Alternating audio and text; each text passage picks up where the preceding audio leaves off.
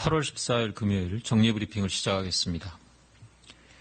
8월 14일 0시 기준 국내 발생 신규 확진 환자는 85명입니다.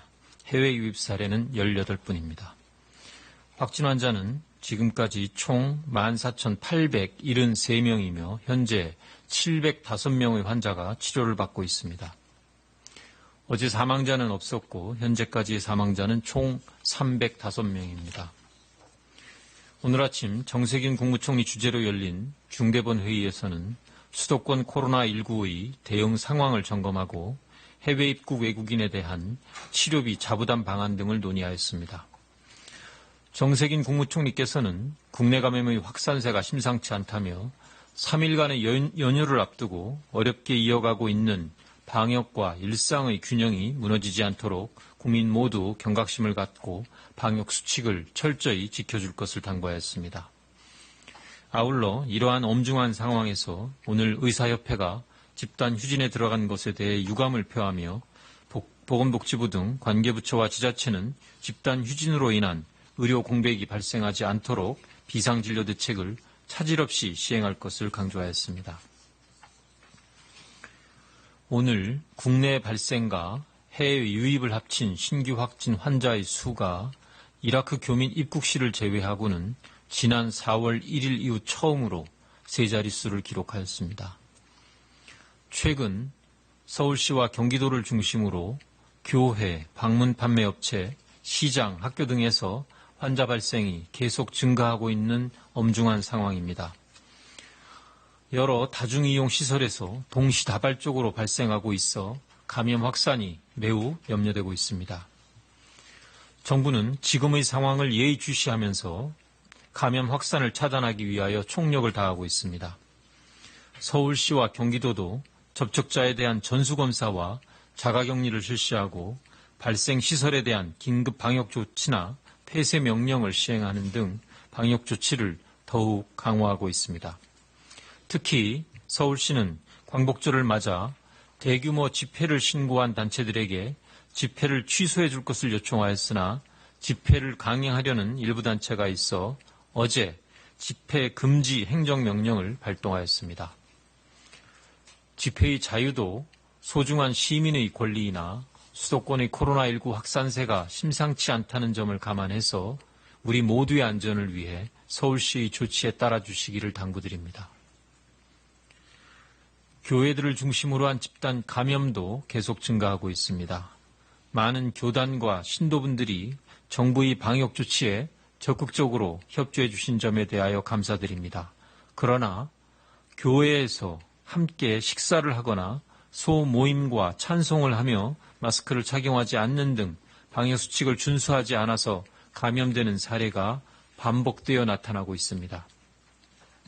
공동 식사나 소모임, 침방울이 튀기 쉬운 찬송이나 소리내며 하는 기도는 삼가해 주시고 마스크 착용과 거리두기와 같은 기본적인 방역수칙을 보다 철저히 지켜주시기 바랍니다. 집단 감염이 계속 발생한다면 지난번과 같은 핵심 방역수칙 의무화 조치가 취해질 수밖에 없습니다. 교회 스스로 자율적인 노력을 한층 더 강화해 주실 것을 간곡히 당부드립니다. 특히 서울시 성북구의 사랑제일교회 교인분들께 당부드립니다. 사랑제일교회에서 이미 13명의 확진 판정을 받는 등 확진자가 계속 확인되고 있는 상황입니다. 그러나 서울시의 보고에 따르면 명부 작성이 미흡해서 예배 참석자가 정확히 파악되고 있지 않고 있으며 방역 당국의 검사 요청에 대해서도 협조가 제대로 이루어지고 있지 않다고 합니다. 이웃과 가족과 국가 전체를 위해서 방역 당국의 조치에 적극 협조해 주실 것을 당부드리며 고의적인 거짓이나 협조 불응으로 감염이 확산된다면 법령에 의한 처벌과 구상권 청구 등 엄정한 조치가 불가피하다는 점을 말씀드립니다. 서울과 경기 등 수도권의 코로나19 확산 상황이 심상치 않아 또 하나의 고비를 맞고 있습니다. 정부는 서울시와 경기도를 대상으로 사회적 거리두기 2단계 상향 조정 여부에 대한 검토에 착수하였습니다. 그러나 국민 모두가 힘을 합쳐 지난 7개월 동안 여러 차례의 위기를 슬기롭게 극복한 것처럼 다시 한번 긴장을 하고 우리 모두 방역 조치에 철저히 임한다면 이 위기를 극복할 수 있다고 믿습니다. 특히 수도권의 주민들께서는 마스크 착용과 거리 두기 등 방역 수칙을 철저히 준수해 주시고 주점, 식당 등 밀폐된 공간의 다중이용시설의 이용을 자제해 주시기 바랍니다. 불효불급한 각종 모임과 약속도 취소하거나 연기해 주시기 바랍니다. 특히 서울, 경기 지역이 아직 2단계로 상향되지 않았다 하더라도 상황의 엄중함을 인식하고 앞서 말씀드린 방역 조치를 개인적으로도 또 집단적으로도 보다 철저히 지켜주시기를 다시 한번 부탁드립니다. 해외 입국 외국인 치료비 자부담 방안에 대하여 말씀드리겠습니다. 외국인 환자에 대한 치료비 등의 비용을 본인에게 부담할 수 있도록 감염병 예방법이 개정되어 8월 12일 시행되었습니다. 이에 따라 치료비 자부담에 대한 구체적인 요건을 정하여 시행하는데 그 대상은 외국에서 입국하여 검역 또는 격리 과정에서 확진 판정을 받은 외국인, 다시 말해서 해외에서 감염된 외국인 환자를 말합니다. 우선 1단계로 8월 17일 0시부터 해외 유입 확진 외국인이 국내 방역 조치를 위반한 귀책 사유가 있는 경우에는 치료비 전액을 본인이 부담토록 하였습니다. 구체적인 귀책 사유로는 격리 명령 등의 방역 조치를 위반하거나 PCR 검사 결과를 허위로 제출하는 등의 사유가 해당되겠습니다. 2단계로 8월 24일 0시 이후 입국하는 해외 유입 외국인 확진자에 대해서는 상호주의 원칙에 따라 치료비를 부담하도록 조치할 계획입니다. 우리 국민에 대한 해당 국가의 지원 여부와 정도에 따라 국적별로 치료비의 일부나 또는 전부를 부담하게 될 것입니다. 한편 입국 시 코로나19에 감염되어 있더라도 건강보험에 가입되어 있는 장기 체류 외국인에 대해서는 건강보험 적용은 당연히 계속되며 보험 급여를 제외한 본인 부담금을 본인이 부담하게 될 것입니다. 국내에서 감염된 외국인에 대해서는 지역사회의 전파 차단을 위해 현행과 같이 계속 지원이 이루어집니다. 이러한 내용은 해외 공간 등에 사전 고지하고 관계부처 협조를 통해 항공사, 선사, 여행사 등에 적극 안내할 계획입니다. 다음으로 의사협회 집단휴진과 관련하여 말씀드리겠습니다.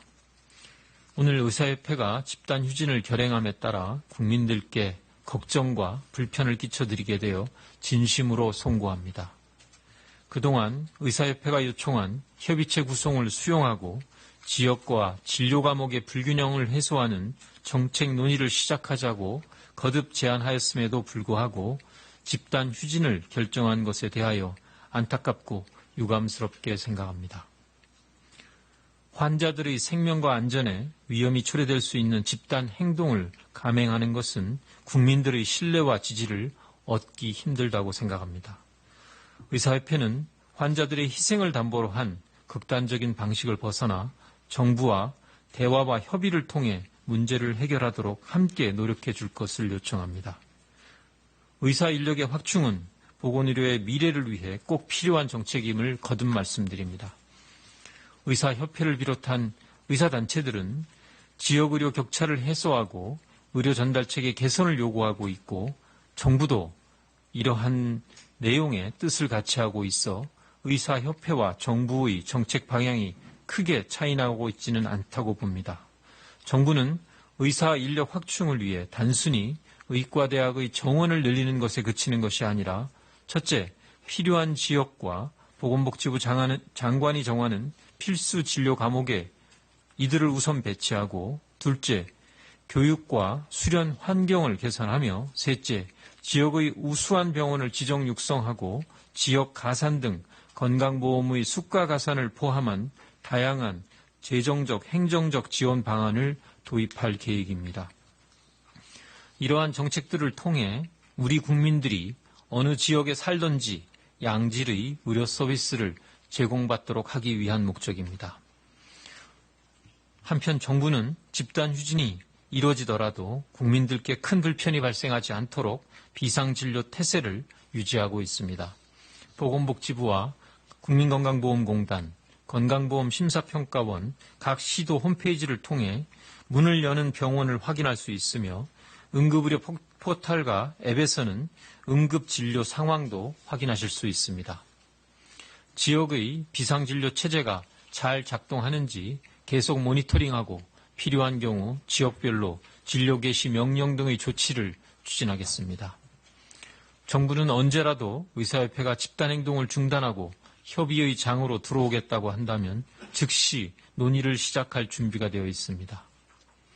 앞으로는 대화와 소통을 통해 국민과 의료계 모두를 위한 보건의료 체계의 발전상을 함께 논의할 수 있기를 희망합니다.